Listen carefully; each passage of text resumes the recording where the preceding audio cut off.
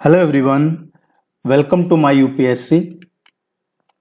ये अभी recently assistant professor की न्यू वैकेंसी आई है एचपीएससी से, हरियाणा पब्लिक सर्विस कमीशन से। ये वैसे तो अभी 2-3 दिन पहले आ चुकी है, इसका नोटिफिकेशन आया है ऑफिशियली, लेकिन अभी क्या है, थोड़ा सा इसका यूपीएचएससी का असिस्टेंट प्रोफेसर का करवा रहे थे, फिर एमपी का भी अभी 4 अगस्त को एग्जाम था असिस्टेंट प्रोफेसर का, तो उसका प्रैक्टिस करवा रहे थे, उसके टेस्ट करवा रहे थे, इसलिए ये शेयर नहीं कर पाए थे आपके साथ। इसमें ऑलरेडी पीजीटी की वैकेंसी आ चुकी है, टीजीटी की भी इसमें आने वाली है जल्दी। ये असिस्टेंट प्रोफेसर की है, लगभग 2400 के आसपास वैकेंसी है, 2400 के आसपास। इसमें जो इंपॉर्टेंट चीजें आपके लिए हैं वो हम डिस्कस कर लेते हैं। अदरवाइज आपको यही सजेशन रहेगा कि इसको पूरा पढ़िएगा एक बार। आप किसी भी एग्जाम की तैयारी कर रहे हो, उसका फॉर्म भरते हैं तो उसका जो एडवर्टाइजमेंट है उसको अगर आप पूरा पढ़ लेते हैं तो फिर आपकी कोई क्वेरी नहीं रहती है। और फिर भी अगर आपकी कोई क्वेरी है, कोई भी आपको इस एग्जाम को लेकर डाउट है, कुछ पूछना है, तो आप कॉमेंट सेक्शन में जरूर पूछ लीजिएगा, आपको वो डिस्कस कर लेंगे, आपको रिप्लाई कर दिया जाएगा। देखिए, इसमें जो इंपॉर्टेंट है सबसे, ये है 7 अगस्त से ऑनलाइन एप्लीकेशन शुरू हो जाएंगे। आप ऑनलाइन फॉर्म भर सकते हैं।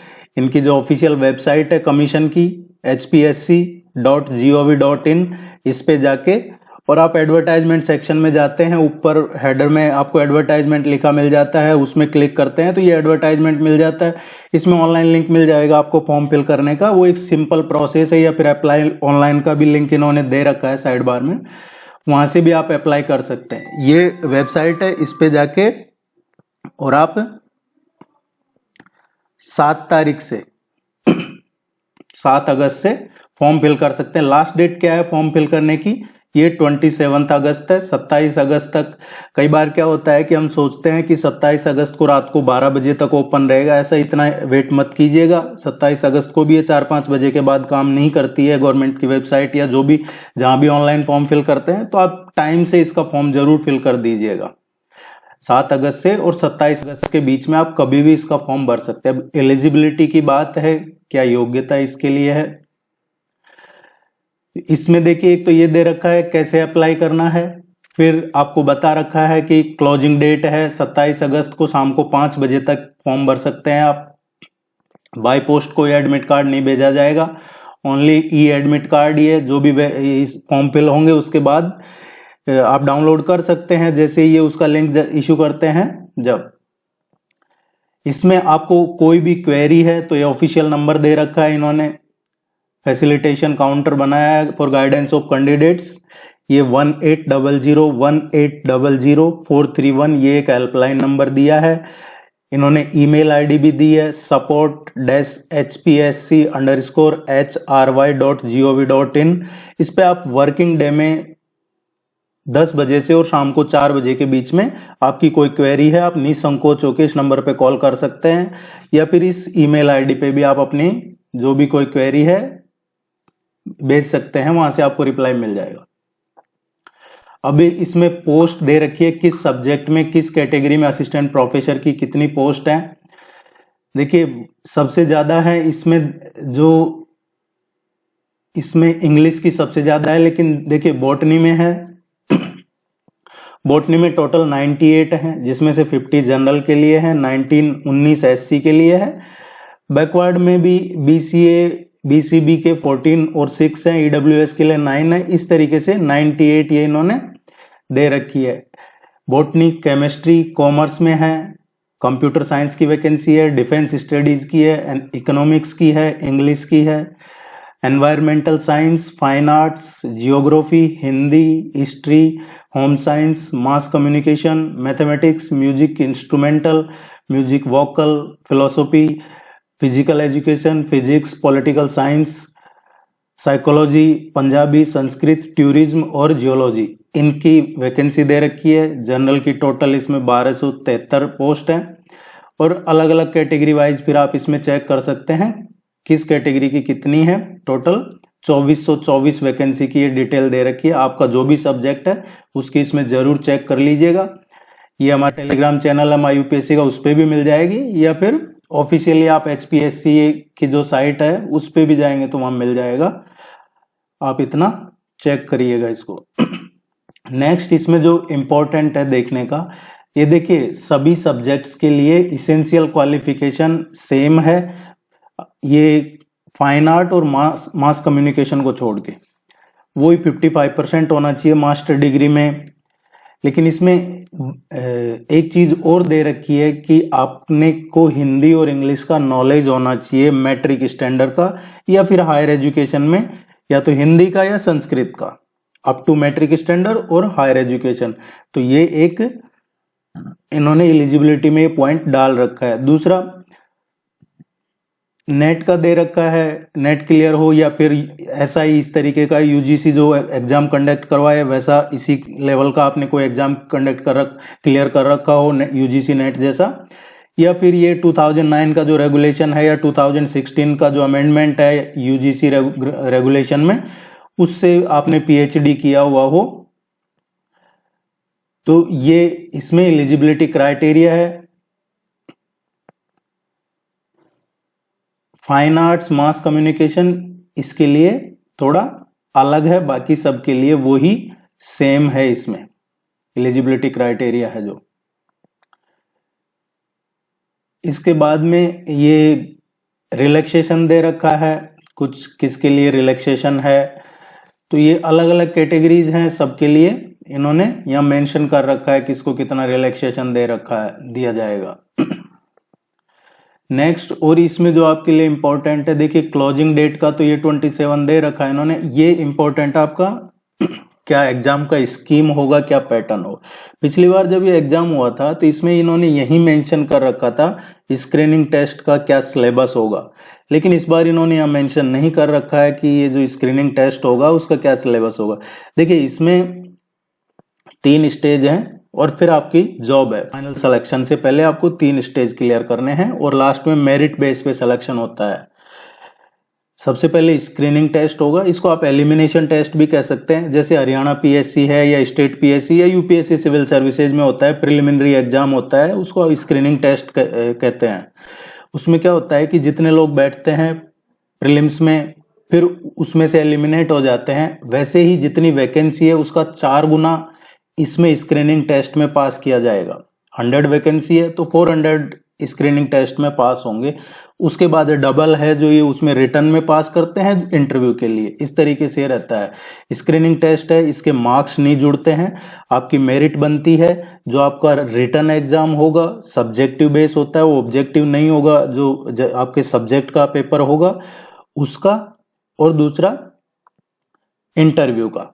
स्क्रीनिंग टेस्ट में इसमें मिनिमम इसमें नेगेटिव मार्किंग है, 1/4 नेगेटिव मार्किंग है। और देखिए इसमें एक चीज और दे रखा है आपको, इसमें 5 ऑप्शन आएंगे और 5 में से भी आपको क्या है कि अगर आप कोई क्वेश्चन अटेम्प्ट नहीं करते हैं, जैसे आपको वो क्वेश्चन नहीं आ रहा है तो आप उसको छोड़ नहीं सकते, आपको उसमें नॉट अटेम्प्ट वाला ऑप्शन मिलता है, वो फिल करना ही पड़ता है कि ये अटेम्प्ट नहीं किया है मैंने।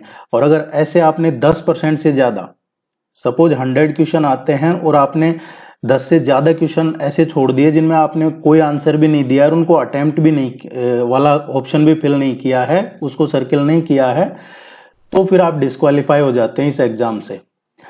1/4 इसमें नेगेटिव मार्किंग है। ये स्क्रीनिंग टेस्ट का पैटर्न है। इसमें मीडियम दे रखा है, English language, botany, computer science, ये जो साइंस के सब्जेक्ट है इनके लिए इंग्लिश में ही एग्जाम होगा। बाइलिंगुअल है, हिंदी और इंग्लिश। जो आप कहें कि ह्यूमैनिटी के सब्जेक्ट हैं या फिर जैसे कॉमर्स है, इकोनॉमिक्स है, fine art, mass communication, geography, history, music, physical education, political science, philosophy, sociology, tourism, इनका हिंदी और इंग्लिश दोनों में पेपर आएगा।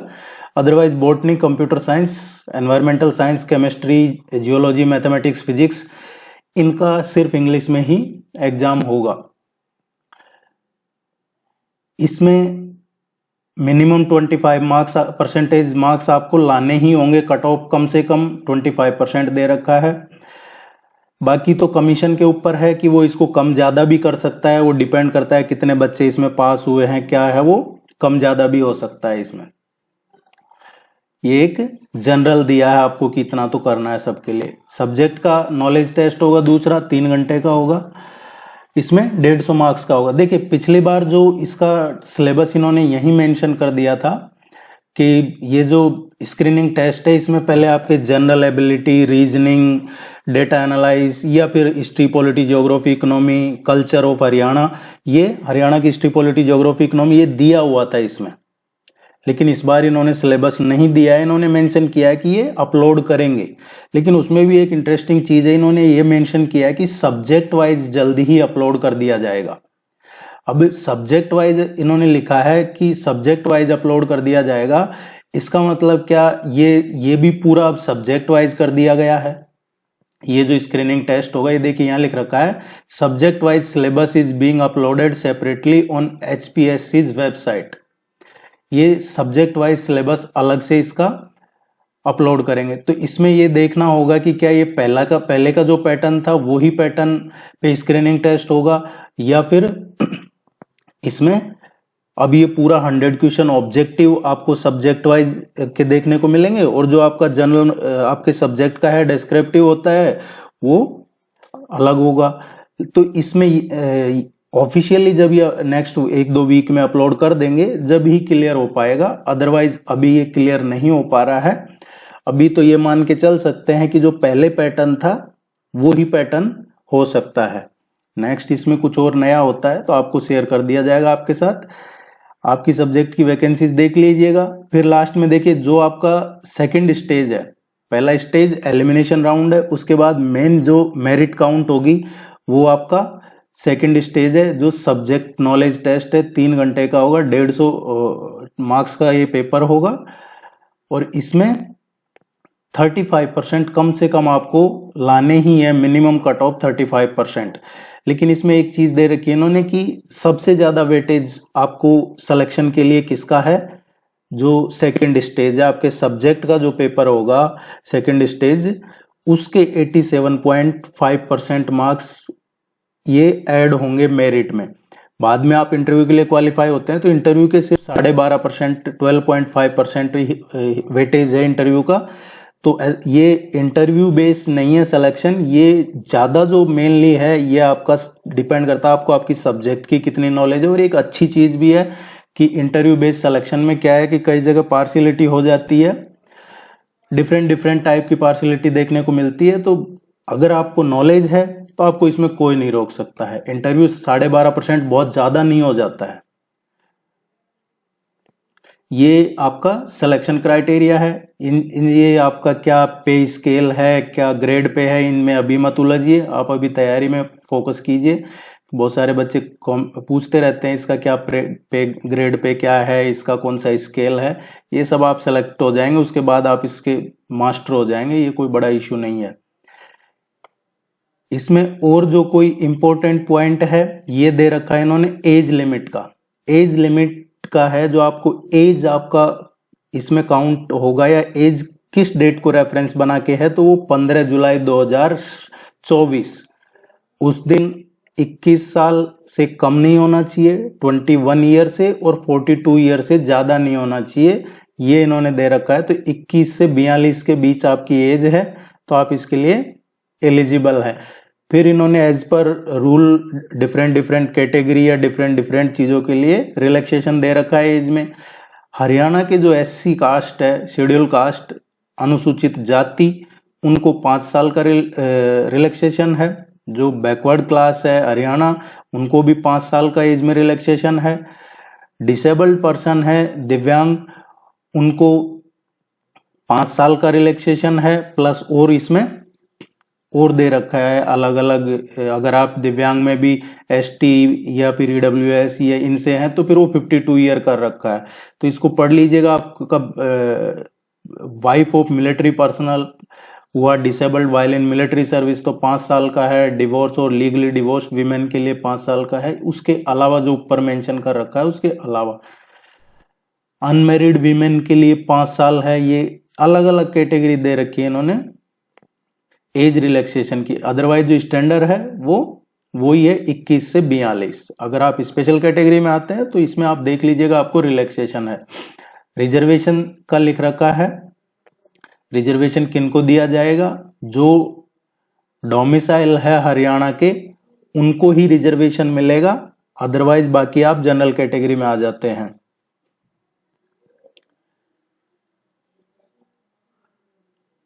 और इसको डिटेल में इन्होंने आगे समझा रखा है कई तरह की कैटेगरीज में, तो ये आप पढ़ लीजिएगा। और कोई जनरल जो इंपॉर्टेंट पॉइंट है वो देख लेते हैं।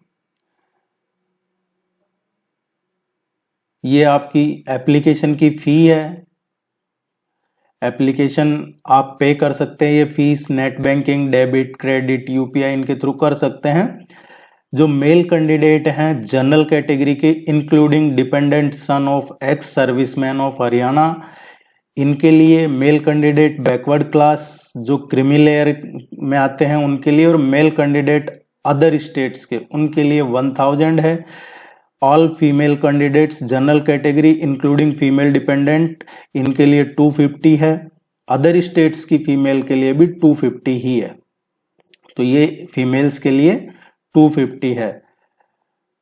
ये फीस दे रखा आपके जो all persons with disabled category में हैं उनके लिए कोई फीस नहीं है। ईडब्ल्यूएस के लिए भी 250 है, और ये नॉन रिफंडेबल है, फीस रिफंड नहीं होगी।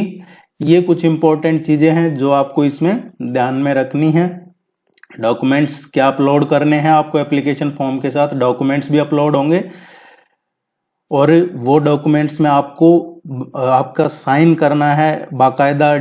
आपके साइन के साथ आपके जो कोई भी फोटो या सिग्नेचर कुछ भी अपलोड कर रहे हैं तो उसमें जैसे एक सेल्फ अटेस्टेड टाइप का होता है वो आप साइन करके इसमें अपलोड करिए। ये डिटेल में दे रखा है क्या क्या अपलोड करने हैं। स्कैन फोटो, सिग्नेचर, या आपकी मार्कशीट की 10th 12th graduation, post graduation, जो भी आप वहाँ मेंशन करते हैं, जितने भी डिटेल, उन सब के डॉक्यूमेंट्स भी आपको स्कैन्ड इसमें अपलोड करने हैं। अगर आप किसी शेड्यूल कास्ट में आते हैं तो वो सर्टिफिकेट भी लगेगा आपका। और फिर इसमें दे रखा है देखिए, BCA BCB सर्टिफिकेट इशू के लिए भी इन्होंने ये टाइम पे अमेंड करते रहते हैं, इसको जरूर फॉलो कीजिएगा। कई बार क्या होता है कि आपके पास साल भर से ज्यादा पुराना सर्टिफिकेट होता है तो वो नहीं मानते हैं ये। अब जैसे स्कैन कॉपी EWS का लिख रखा है इन्होंने, डेटेड 25/2/2019 तक का, अब उससे पुराना है आपका तो वो आपको नया बनवाना पड़ेगा। ये आप अपने लेवल पे अच्छे से पढ़ लीजिएगा और फिर इसका फॉर्म फिल कर दीजिए। 7 अगस्त से इसके फॉर्म ऑनलाइन आप भर सकते हैं। और भी कोई इससे रिलेटेड इंफॉर्मेशन होगी तो आपको टाइम पे अपडेट कर देंगे। अदरवाइज आपको कोई इंडिविजुअल क्वेरी है तो इंडिविजुअल क्वेरी आप पूछ लीजिएगा। Thank you very much, all the very best, good luck. इसका एक चीज और है, इसकी टेस्ट सीरीज वगैरह के लिए अभी जैसे ही इसका पूरा डिटेल्ड में ऑफिशियल सिलेबस आता है उसके बाद इसकी जो टेस्ट सीरीज है वो आपको देखने को मिल जाएगी। myupsc.in वेबसाइट है उस पे। Thank you.